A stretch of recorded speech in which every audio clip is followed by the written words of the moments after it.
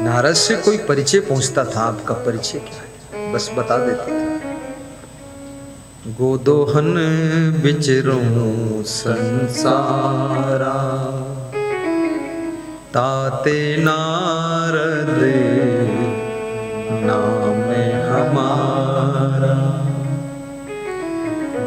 गोदोहन बिचरूं संसारा, ताते नारद नाम हमारा।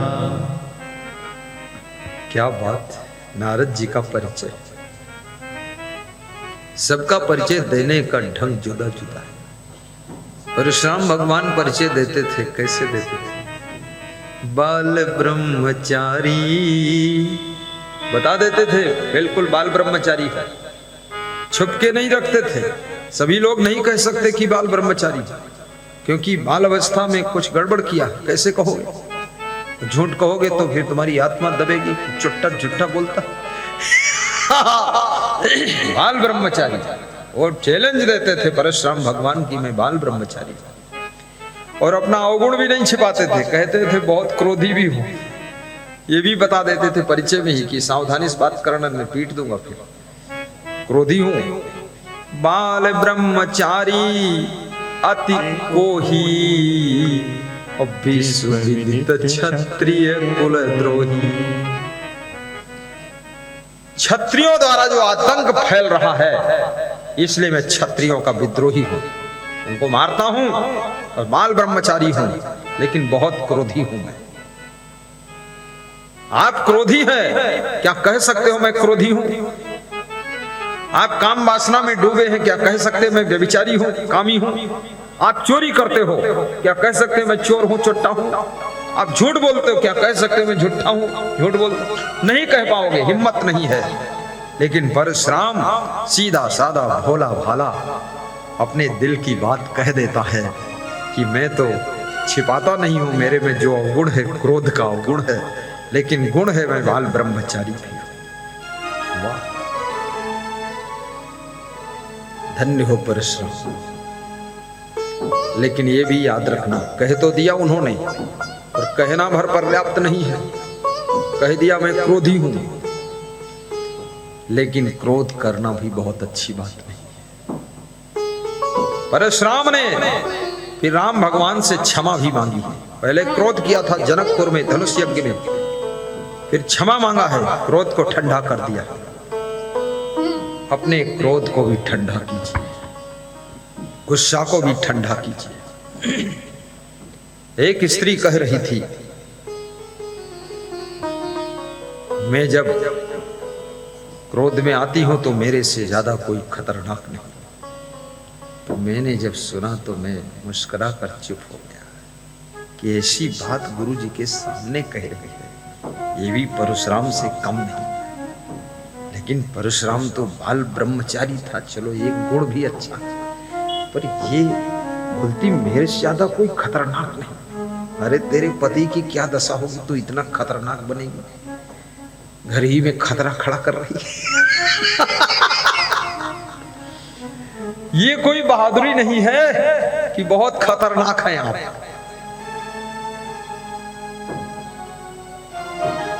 और किसी की बात को ना सह पाना बहुत बड़ी कमजोरी है। किसी की डांट को ना सह पाना बहुत बड़ी बुज़दिली का काम है। माता पिता ने कुछ डांट दिया, पहली गलती की तुमने कोई गलती किया है, दूसरी गलती जब उन्होंने डांटा तो तुम क्रोध कर रहे हो, तीसरी गलती उनकी डांट को सह नहीं पाए और आत्महत्या कर लिया, तुम मूर्ख हो, अज्ञानी हो। ऐसा तुमको कभी नहीं करना चाहिए। अगर गलती करते हो तो डांट सहने के लिए कलेजा होना चाहिए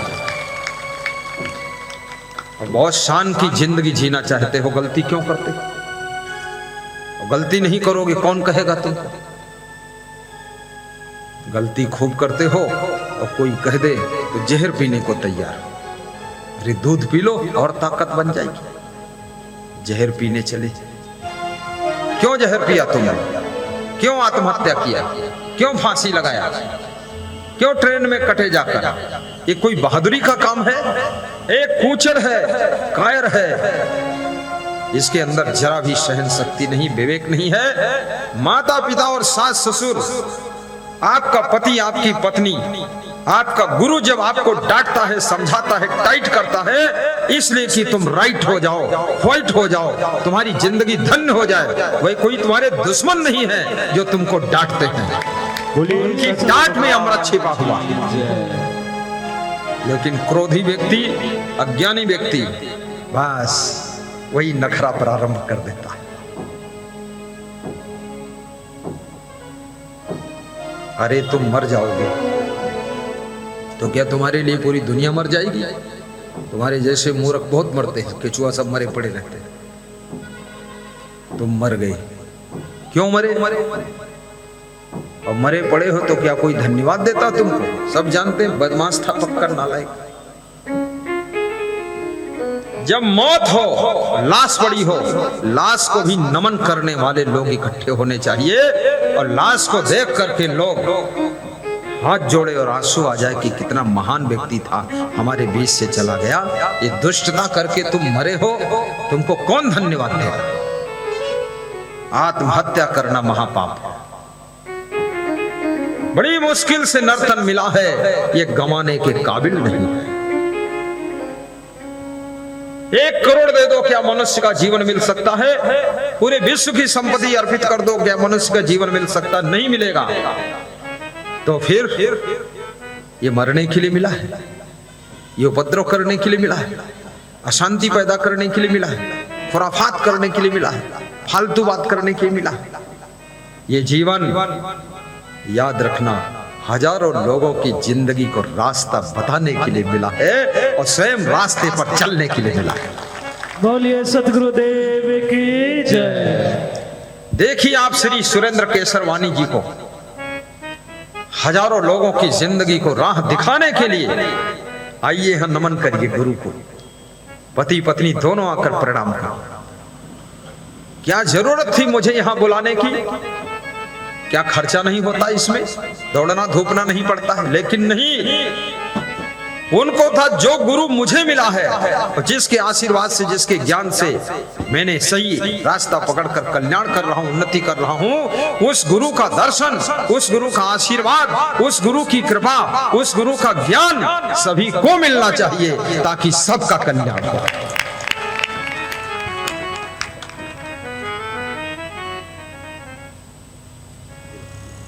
ऐसा काम जीवन में करके जाइए। आशीर्वाद देता हूं उनको मैं, शुभकामना करता हूं, नमन वंदन दुनिया उनको कर रही है, क्योंकि सत्संग कराना भी 1000 यज्ञ से अधिक पुण्य का काम होता है। यहां जितने श्रोता बैठे हैं, ये कुंडी यज्ञ नहीं है, ये मुंडी यज्ञ है। और सबकी मुंडी में, कितनी मुंडी बड़ी घमंडी है, और सबकी मुंडी में एक एक कुंडी में मानता हूं।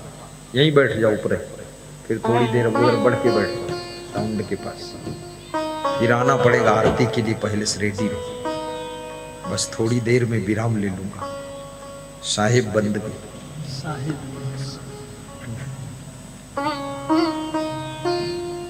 सबके मन का कचड़ा ज्ञान की अग्नि में भस्म हो जाता है, ये समझना।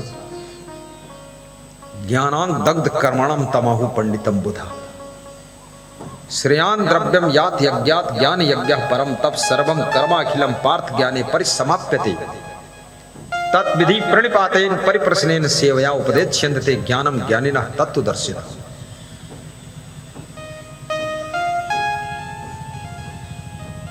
कृष्ण कहते हैं ज्ञान यज्ञ से बड़ा कोई यज्ञ नहीं। आप अश्वमेध यज्ञ करो, कौन मना करता? गौमेध यज्ञ, घृतमेध यज्ञ, अजयमेध यज्ञ, 100 कुंडी यज्ञ, 1000 कुंडी यज्ञ करते रहो, लेकिन जो फल ज्ञान यज्ञ से मिलता है, जो कल्याण ज्ञान यज्ञ से होता है, और ज्ञान यज्ञ उपदेक्ष्यन्ते ज्ञानिनम ज्ञानिनः तत्त्वदर्शिनः। कोई तत्वदर्शी ज्ञानी पुरुष जब व्यास गादी पर बैठकर अपने श्रीमुख से ज्ञान के शब्दों की वर्षा करता है और वह शब्द सबके दिलों में प्रवेश करते हैं, तो मन के अंदर भरा हुआ पाप ताप संताप कचड़ा सब निकलकर बाहर होता है, तब वो ज्ञान यज्ञ सफल हो जाता है। ओम नामता गणपति गंगवा, हरे नामता महे प्रिय, नामता रमेश नामने बीड़ी सिगरेट स्वाहा, सावित्री नामने गुस्सा स्वाहा, हरि प्रसाद नामने आलस्य स्वाहा, गायत्री देवी नामने सब बुराई स्वाहा। इस ज्ञान यज्ञ में सबकी बुराइयों की आहुति दी जाती है, दुर्गुणों की आहुति दी जाती है। यहाँ कोई हवन सामग्री की आहुति नहीं की जाती है, यहाँ आपके अंदर जो भी दुर्गुण है उसको ही ज्ञान यज्ञ में अर्पित कर दिया जाता है, ताकि हमारा जीवन दुर्गुणों से मुक्त हो जाए और सद्गुणों से भरपूर हो जाए। हम सदाचारी बनकर जिए, हम परोपकारी बनकर जिए। बोलिए सतगुरुदेव की जय। क्यों क्यों क्यों? क्योंकि परहित सरिष धर्म नहीं भाई। गाओ, जब हम गाया करें छोटी मोटी चौपाई तो दोहराया करो, इतना डरे क्यों हो? दोहरा दोगे थोड़ा गलत भी हो जाएगा तो कौन वहां जुर्माना पड़ता? गाओ, धीरे धीरे सही गाने लग जाओगे। ऐसे बैठते हो जैसे गूंगा बैठे, बहुत घबराए हुए, कहीं चौपाई गाय दी चौपट न हो जाए। आइए, ये रामायण की चौपाइया है।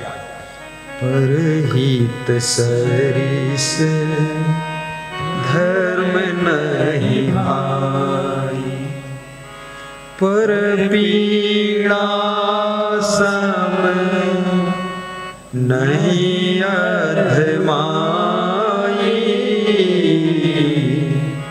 पर पीड़ा सम नहीं अधमाई, परहित सरिष धर्म नहीं भाई। परहित यानी परोपकार, सबको ज्ञान दिलाना, सत्संग दिलाना, गुरु का दर्शन दिलाना, गुरु का आशीर्वाद दिलाना, ये श्रेष्ठ परोपकार, सबका कल्याण है इसमें। धन्य है कौशाम्बी जिला, धन्य है तिल्हापुर मोड़, और धन्य है यहाँ के सब श्रोतागण। आज प्रथम दिन ही बहुत लोग आए हुए। मैं पूछना चाहूंगा, इसमें ऐसे कितने लोग हैं जिन्होंने मोबाइल में, यूट्यूब में हमको देखा है, सुना है? हाथ ऊंचा करके बताओ। वेरी गुड, नीचे कर लो हाथ। ऐसे कितने लोग हैं जिन्होंने टीवी में भी देखा है? हाथ ऊंचा करके बताओ। बहुत है, नीचे कर लो। अभी टीवी में रात्रि 8:20 पर आस्था भजन चैनल में प्रवचन आता है।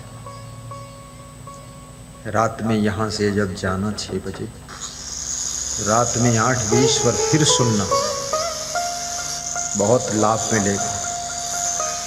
सुनते रहना, सुनते सुनते बहुत शांति मिलेगी, आशीर्वाद मिलेगा। तो मैं बता रहा था, बहुत कहानियां छोटी छोटी कह करके उसके बाद मैंने अधूरा अधूरा छोड़ दिया। बड़ी मुश्किल से नर्तन मिला है, जो गंवाने के काबिल नहीं है। बड़ी मुश्किल से नर्तन मिला है, जो गंवाने काबिल नहीं है, बड़ी मुश्किल से नर्तन मिला है। बहुत लोगों का ये नर्तन व्यर्थ में लोग गंवा रहे हैं, ये गंवाने के काबिल नहीं। एक एक सांस है हीरा मोती जो लुटाने के काबिल नहीं। एक एक सांस है हीरा मोती जो लुटाने के काबिल नहीं है। एक एक सांस है हीरा मोती जो लुटाने के काबिल नहीं है। आपात अजय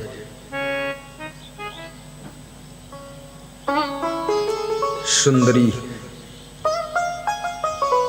पंडित कृष्णदत्त को बहुत प्रेम रखती है।